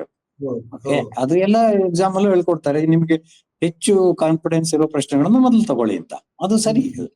ಆದ್ರೆ ಅದ್ರ ಜೊತೆಗೆ ನಿಮ್ಗೆ ಕಡಿಮೆ ಕಾನ್ಫಿಡೆನ್ಸ್ ಇರೋ ಪ್ರಶ್ನೆಗಳು, ಇದು ಸ್ವಲ್ಪ ನಂಗೆ ಅನುಮಾನ ಇದೆ ಅಂತಿದ್ರು, ಅಲ್ಲೂ ಕೂಡ 1 ನಿಮಿಷ ಗ್ಯಾಪ್ ಕೊಟ್ಟು ಮನಸ್ಸಿಗೆ, ದೇಹಕ್ಕೆ ಹೊಸ ಬದಲಾವಣೆಗೆ ಹೊಂದ್ಕೊಳ್ಳೋದಕ್ಕೆ ಟೈಮ್ ಕೊಡಿ. ಆವಾಗ ಅನುಕೂಲ ಆಗುತ್ತೆ. ಯಾವಾಗಲೂ ಟೈಮ್ ಮ್ಯಾನೇಜ್ಮೆಂಟ್ ಒತ್ತು ಕೊಟ್ಬಿಟ್ರೆ ಒಂದು ಕ್ಷಣವನ್ನು ವೇಸ್ಟ್ ಮಾಡಬೇಡಿ ಅಂದ್ರೆ ಆಗಲ್ಲ. ಆತರ ನಮ್ಮ ದೇಹ ಮನಸ್ಸುಗಳಿಗೆ ಒತ್ತಡ ಹಾಕಕ್ಕಾಗಲ್ಲ. ನಾನು ಹೇಳೋದು, ನೀವು 5 ನಿಮಿಷ ರಿಲ್ಯಾಕ್ಸೇಷನ್ ಇಡೀ ಎಕ್ಸಾಮ್ ಅಲ್ಲಿ ಇಟ್ಕೊಂಡ್ರೆ ನಿಮ್ಮ ಪರ್ಫಾರ್ಮೆನ್ಸ್ ಕಡಿಮೆ ಅಂದ್ರೆ 50% ಇಂಪ್ರೂವ್ ಆಗುತ್ತೆ ಅಂತಾನೆ ಹೇಳ್ತೀನಿ ನಾನು. 5 ನಿಮಿಷ ಸಮಯ. ತೀರಾ ಇತ್ತೀಚೆಗೆ ನೀವು ಕಂಡುಕೊಂಡಂತ ಕೆಲವು ವಿಷಯಗಳನ್ನ, ಯಾಕಂತ ಹೇಳಿದ್ರೆ ಈ ಎಕ್ಸಾಮ್ ಇದ್ದು ನಾವು ಬಹಳ ವರ್ಷಗಳಿಂದ ಇದನ್ನ ಹುಡುಗರಿಗೆ ಕೌನ್ಸಿಲಿಂಗ್ ಮಾಡ್ತಾನೆ ಇದ್ದೀವಿ. ತೀರಾ ಇತ್ತೀಚೆಗೆ ಅಪ್ಡೇಟೆಡ್ ಆದಂತ ಏನಾದ್ರು ಸಂಗತಿಗಳು ನಿಮ್ ಗಮನಕ್ಕೆ ಬಂದಿದ್ಯಾ ಹುಡುಗರಲ್ಲಿ? ಅಲ್ಲ ಇದು ಒಂದು ಏನಾಗ್ತಾ ಇದೆ ಅಂದ್ರೆ ಈ ಇದರಲ್ಲಿ ನಾನು ಬಹಳಷ್ಟು ಸಾರಿ ಪೋಷಕರು ಬಂದಾಗ ಅಥವಾ ಮಕ್ಕಳನ್ನ ಒಬ್ಬರನ್ನ ಕಳಿಸಿದಾಗ ನೀವು ಇಡೀ ಫ್ಯಾಮಿಲಿ ಕೂತ್ಕೊಳ್ಳಿ ಅಂತ ಹೇಳ್ತೀವಿ. ಹಾ, ಹಾ. ಸೊ ಇದು ಒಂಥರದ ಸಿಸ್ಟಮಿಕ್ ಇಶ್ಯೂ ಆಗಿ ನೋಡ್ಬೇಕಾಗುತ್ತೆ. ಈಗ ಇಲ್ಲೇ ಹೋದ್ರೆ ಅದೇನಾಗುತ್ತೆ ಅಂದ್ರೆ ಈ ಸರಣಿ ಕ್ರಿಯೆ ತರ, ಸರಪಳಿ ಕ್ರಿಯೆ ತರ ಆಗ್ಬಿಡುತ್ತೆ, ಚೈನ್ ರಿಯಾಕ್ಷನ್. ಮಕ್ಕಳು ಪದೇ ಪದೇ ಫೇಲ್ ಆದ ತಕ್ಷಣ ಪೋಷಕರು ಆತಂಕಕ್ಕೊಳಗಾಗ್ತಾರೆ. ಪೋಷಕರು ಆತಂಕಕ್ಕೊಳಗಾದ ತಕ್ಷಣ ಮಕ್ಕಳ ಮೇಲೆ ಒತ್ತಡ ಜಾಸ್ತಿ ಆಗ್ತಾರೆ. ಇದರಿಂದ ಮಕ್ಕಳು ಮತ್ತೆ ಫೇಲ್ ಆಗ್ತಾರೆ. ಸೊ ಇದೆಲ್ಲ ಒಂದು ಡೆಡ್ ಎಂಡ್ಗೆ ಹೋಗಿ ಸಿಕ್ಕೊಂಡ್ಬಿಡ್ತಾರೆ. ಸೊ ಹಂಗಾಗಿ ನಾನು ಇತ್ತೀಚೆಗೆ ನಾನು ಪ್ರಯತ್ನ ಮಾಡ್ತಾ ಇರೋದು, ನಾನು ಎಲ್ಲರಿಗೂ ಸಹ ಹೇಳೋದು, ಇಡೀ ಕುಟುಂಬದವ್ರು ಬನ್ನಿ, ಇಲ್ಲ ನಾನೇ ಬರ್ತೇನೆ ನಿಮ್ ಮನೆಗೆ, ಎಲ್ಲ ಸೇರಿ ನಿಮ್ಮ ಅಜ್ಜಿ ತಾತ ಇದ್ರೆ ಅವ್ರ ಪ್ರತಿಕ್ರಿಯೆ ಹೇಗಿರುತ್ತೆ. ಇಲ್ಲಿ ಆದ್ರೆ ಹುಡುಗ ಒಬ್ಬನು ಅಥವಾ ಒಬ್ಬನು ವಿದ್ಯಾರ್ಥಿ, ಹುಡುಗನ ಹುಡುಗಿನ ಇರ್ಬೋದು, ಅವನ ಮೇಲೆ ನೀವು 10 ಜನ ಒತ್ತಡ ಹಾಕೋರಾಗ್ಬಿಟ್ರೆ, ಅಣ್ಣ ಅಕ್ಕ ಚಿಕ್ಕಪ್ಪ ತಮ್ಮ ಮತ್ತೊಬ್ರು ಅಜ್ಜ ಅಜ್ಜಿ ತಾತ ಎಲ್ಲರೂ ಸೇರ್ಕೊಂಡ್ಬಿಟ್ರೆ ಅವ್ರ ಪರಿಸ್ಥಿತಿ ಏನಾಗ್ಬಾರ್ದು ಅಲ್ವಾ. ಹಾಗಾಗಿ ಈ ತರದ ಒಂದು ಸಿಸ್ಟಮಿಕ್ ಅಪ್ರೋಚ್ ಅಂತೀವಿ ನಾವಿಲ್ಲ, ಅಂದ್ರೆ ಒಂದು ಕುಟುಂಬವಾಗಿ ಒತ್ತಡವನ್ನ ನಿಭಾಯಿಸೋದನ್ನ ಕಲ್ತ್ರೆ ಎಲ್ಲರಿಗೂ ಕಲಿಕೆ ಆಗುತ್ತೆ. ಇದು ಇತ್ತೀಚೆಗೆ ಹೆಚ್ಚು ಹೆಚ್ಚು ಜಾರಿಯಲ್ಲಿ ಬರ್ತಾ ಇದೆ. ನಾನು ಬಹಳ ಪ್ರಯೋಗ ಮಾಡಿ ಬಹಳ ಯಶಸ್ವಿಯಾಗಿದ್ದೀನಿ. ಆಮೇಲೆ ಈಗ ವಯಸ್ಕರು 20 ವರ್ಷದ ಮೇಲೆ ಮಕ್ಕಳು ಬಂದ್ರೆ ಅವ್ರ ಹತ್ರ ವೈಯಕ್ತಿಕವಾಗಿ ಮಾತಾಡೋದು ಸುಲಭ. ಯಾಕಂದ್ರೆ ಪೋಷಕರನ್ನ ಮೀರಿ ನಾವು ಅವ್ರನ್ನ ಗಟ್ಟಿ ಮಾಡ್ಬೋದು. ಆದ್ರೆ 12, 13, 15 ವರ್ಷದಲ್ಲಿ ಅದು ಸಾಧ್ಯ ಆಗಲ್ಲ. ಯಾಕಂದ್ರೆ ಅವ್ರ ಮನೆಗೆ ಹೋದ್ರೆ ಮತ್ತೆ ಅದೇ ವಾತಾವರಣದಲ್ಲೇ ಬದುಕ್ತಾರ ಅವ್ರು. ಅದೇ ಒತ್ತಡಗಳನ್ನ ಎದುರಿಸೋದಕ್ಕೆ ಅವ್ರ ಮೆದುಳು ಕೂಡ ಸಮರ್ಥ ಆಗಿರಲ್ಲ. ಯಾಕೆಂದ್ರೆ ನಮ್ಮ ಮೆದುಳಿನ ಸಂಪೂರ್ಣ ಬೆಳವಣಿಗೆ ಆಗೋದಕ್ಕೆ, ಎಲ್ಲ ಅಂಗಾಂಗಗಳ ಬೆಳವಣಿಗೆ ಆಗೋದಕ್ಕೆ ಸುಮಾರು 25 ವರ್ಷದವರೆಗೂ ಆಗ್ತಾ ಇರುತ್ತೆ. ಹಾಗಾಗಿ 15 ವರ್ಷದ ಮಕ್ಕಳು ಇಡೀ ಕುಟುಂಬದ ವಾತಾವರಣದಲ್ಲಿ ಬೆಳೀತಾರೆ. ಈ ದೃಷ್ಟಿಯಿಂದ ಇಡೀ ಕುಟುಂಬವನ್ನ ಇನ್ವಾಲ್ವ್ ಮಾಡಬೇಕು. ಇದು ಬಹಳ ಮುಖ್ಯ ಆಗ್ಬಿಡುತ್ತೆ. ನಾನು ಈ ಮೊಬೈಲ್ ವಿಷಯಗಳು ಬಂದಾಗ್ಲೂ ಹೇಳ್ತೀನಿ, ಬನ್ನಿ ಕೂತ್ಕೊಳ್ಳಿ, ನೀವು ಬೇರೆಯವರು ಯಾರ್ಯಾರು ಏನೇನ್ ಮಾಡ್ತಾ ಇದ್ದೀರಾ. ಮನೆಯಲ್ಲಿ ಎಲ್ಲರೂ ಪೋಷಕರು ಮಕ್ಕಳು ಎಲ್ಲರೂ ಇದನ್ನ ಉಪಯೋಗಿಸ್ತಾ ಇರ್ಬೇಕಾದ್ರೆ ನೀವು ಮಕ್ಕಳಿಗೆ ಒಂದು ಯಾಕೆ ಕಲಿಸ್ತೀರಿ ಅಲ್ವಾ. ಮಕ್ಕಳು ಮಾದರಿಗಳಿಂದ ಕಲಿಯೋದು, ನಮ್ಮ ಭಾಷಣಗಳಿಂದ ಅಲ್ಲ ಅಂತ ನಾನು ಎಲ್ಲಾ ಕಡೆ ತಮಾಷೆಯಾಗಿ ಹೇಳ್ತೀನಿ. ನಿಮ್ಮ ಉಪದೇಶ ಭಾಷಣಗಳಿಂದ ಅಲ್ಲ, ನೀವು ಅವರಿಗೆ ಆ ಕಲಿಕೆಯ ಮಾದರಿ ಕೊಡಬೇಕಾಗತ್ತೆ ಅಂತ. ಸೊ ಆ ದೃಷ್ಟಿಯಿಂದ ಇಡೀ ಕುಟುಂಬವಾಗಿ ಒಂದು ವ್ಯವಸ್ಥೆಯಾಗಿ ನಾವು ಬದಲಾವಣೆ ತಂದ್ರೆ ಹೆಚ್ಚು ಸಮರ್ಪಕವಾಗಿರುತ್ತೆ. ಎಸ್ ಸರ್, 2 ವಿಷಯಗಳನ್ನು ನೀವು ಬಹಳ ಸ್ಪಷ್ಟವಾಗಿ ಹೇಳಿದಿರಿ. ಒಂದು, ಇದೇ ಅಂತಿಮ ಪರೀಕ್ಷೆ ಅಲ್ಲ, ಬದುಕಿನಲ್ಲಿ ಇನ್ನೂ ತುಂಬಾ ಪರೀಕ್ಷೆಗಳು ಇರ್ತವೆ ನಮಗೆ, ಇದು ಅದರಲ್ಲಿ ಒಂದು ಪಾರ್ಟ್. ಇದನ್ನ ನಾನು ಯಶಸ್ವಿಯಾಗಿ ನಿಭಾಯಿಸಬಲ್ಲೆ ಅನ್ನುವಂಥದ್ದು ನೀವು ಒಂದು ಅಪೂರ್ವ ಸಿದ್ಧತೆಯನ್ನ ಮಾನಸಿಕವಾಗಿ ಮಾಡ್ಕೊಂಡಿರ್ಬೇಕು ಅನ್ನುವಂಥದ್ದು. 2ನೇದು, ಇಡೀ ಕುಟುಂಬ ಇನ್ವಾಲ್ವ್ ಆಗ್ಬೇಕು ಇದರಲ್ಲಿ. SLC ಪರೀಕ್ಷೆ ಅಂದ್ರೆ ಆ ಹುಡುಗಂದ ಅಷ್ಟೇ ಅಲ್ಲ ಜವಾಬ್ದಾರಿ, ನಮ್ಮೆಲ್ಲರದ್ದು ಜವಾಬ್ದಾರಿ ಅಂತ ಮನೆಯಲ್ಲಿ ಇರೋರೆಲ್ಲ ಅದನ್ನು ಭಾವಿಸ್ಕೊಳ್ಬೇಕು, ಅವ್ರು ಅದಕ್ಕೆ ಪೂರಕವಾಗಿ ಹೋಗ್ಬೇಕು ಅನ್ನುವಂಥದ್ದು. ಎಸ್ ಸರ್, ಧನ್ಯವಾದಗಳು ವಸಂತ್ ಅವರೇ, ಬಹಳ ಒಳ್ಳೆಯ ಸಲಹೆಗಳನ್ನ ಕೊಟ್ಟಿದ್ದೀರಿ. ನಮ್ಮ ವಿದ್ಯಾರ್ಥಿಗಳಿಗೆ ಇದರಿಂದ ಬಹಳ ಉಪಯೋಗ ಆಗುತ್ತೆ ಮತ್ತು ಪೋಷಕರಿಗೂ ಕೂಡ ಇದು ಮಾರ್ಗದರ್ಶನ ಅಂತ ಹೇಳಿ ನಾನು ಅನ್ಕೊಂಡಿದ್ದೀನಿ. ಇನ್ನೊಂದು ಚರ್ಚೆಯಲ್ಲಿ ನಾವು ಮತ್ತೆ ಒಟ್ಟು ಸೇರೋಣ. ಅಲ್ಲಿವರೆಗೆ ನಿಮಗೆ ತ್ರಿವರ್ಣ ನ್ಯೂಸ್ ನ ಬಳಗದ ಪರವಾಗಿ ನಿಮಗೆ ಅನಂತ ಧನ್ಯವಾದಗಳು. ನಮಸ್ಕಾರ. ನಿಮಗೂ ಸರ್ ಧನ್ಯವಾದಗಳು, ಇಂತಹ ಅವಕಾಶ ಕೊಟ್ಟಿದ್ದಕ್ಕಾಗಿ. ಮತ್ತೆ ಸಿಗೋಣ.